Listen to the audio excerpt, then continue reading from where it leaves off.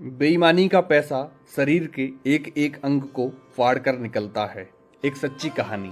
रमेश चंद शर्मा जो पंजाब के एक शहर में एक मेडिकल स्टोर चलाते हैं, उन्होंने अपने जीवन का एक पृष्ठ खोलकर सुनाया। रमेश जी बताते हैं कि मेरा मेडिकल स्टोर बहुत अच्छी तरह से चलता था और मेरी आर्थिक स्थिति भी बहुत अच्छी थी। अपनी कमाई से मैं जमीन और कुछ प्लाट खरीदे। अपने मेडिकल स्टोर के साथ एक क्लिनिकल लेबोरेटरी भी खोल ली थी। लेकिन मैं यहाँ झूठ नहीं बोलूँगा, मैं एक बहुत ही लालची किस्म का आदमी था, क्योंकि मेडिकल फील्ड में दुगनी नहीं बल्कि कई गुना कमाई होती है। शायद ज़्यादातर लोग इस बारे में नहीं जानते होंगे कि मेडिकल प्रोफेशन में 10 रुपए में आने वाली दवा आराम से 70 से 80 रुपए में बिक जाती है। लेकिन अगर कोई मुझसे कभी 2 रुपए भी कम करने को कहता तो मैं ग्राहक को मना कर देता। वर्ष 2018 में गर्मी के दिनों में एक बूढ़ा व्यक्ति मेरे स्टोर में आया। उसने मुझसे डॉक्टर की पर्ची दी, मैंने दवा पढ़ी और उसे निकाल लिया। उस दवा का बिल 560 रुपए बन गया। बूढ़े ने अपनी सारी जेब खाली कर दी, लेकिन उसके पास कुल 180 रुपए ही थे। मैं उस समय बहुत गुस्से में था, क्योंकि मुझे काफी समय जो लगा था उस बूढ़े व्यक्ति की दवा निकालने में, ऊपर से वह पर्याप्त पैसे भी नहीं दे रहा था। बूढ़ा दवा लेने से मना भी नहीं कर पा रहा था, शायद उसे दवा की सख्त जरूरत थी। फिर उस बूढ़े व्यक्ति ने कहा, मेरी मदद करो, मेरे पास कम पैसे हैं और मेरी पत्नी बीमार है। हमारे बच्चे भी हमें पूछते नहीं हैं। मैं अपनी पत्नी को इस वृद्ध अवस्था में मरते हुए नहीं देख सकता।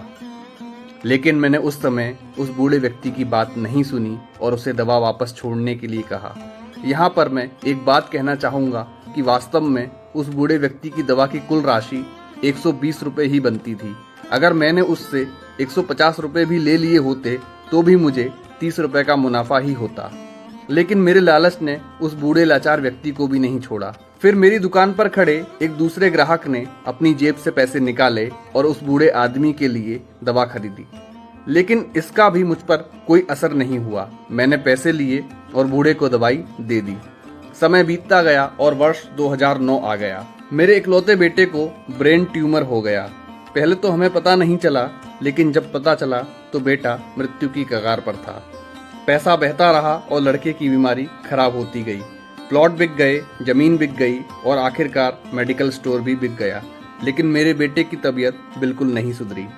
उसका ऑपरेशन भी हुआ और जब पैसा खत्म हो गया तो आखिरकार डॉक्टरों ने मुझे अपने बेटे को घर ले जाने और उसकी सेवा करने के लिए कहा। उसके पश्चात 2012 में मेरे बेटे का निधन हो गया। मैं जीवन भर कमाने के बाद भी उसे बचा नहीं सका। 2015 में मुझे भी लकवा मार गया, मुझे चोट भी लग गई। आज जब मेरी दवा आती है तो उन दवाओं पर खर्च किया गया पैसा मुझे काटता है, क्योंकि मैं उन दवाओं की वास्तविक कीमत जानता हूँ। एक दिन मैं कुछ दवाई लेने के लिए मेडिकल स्टोर पर गया। 100 रुपए का इंजेक्शन मुझे 700 रुपए में दिया गया, लेकिन उस समय मेरी जेब में 500 ही रुपए थे और इंजेक्शन के बिना ही मुझे मेडिकल स्टोर से वापस आना पड़ा। उस समय मुझे उस बूढ़े व्यक्ति की बहुत याद आई और मैं घर चला गया। दोस्तों, ये कहानी हमें सिखाती है जीवन शतरंज के खेल की तरह है और यह खेल आपके साथ ईश्वर खेल रहे हैं। आपकी हर चाल के बाद अगली चाल ईश्वर चलता है। जैसी करनी वैसी भरनी, आज नहीं तो निश्चित कल।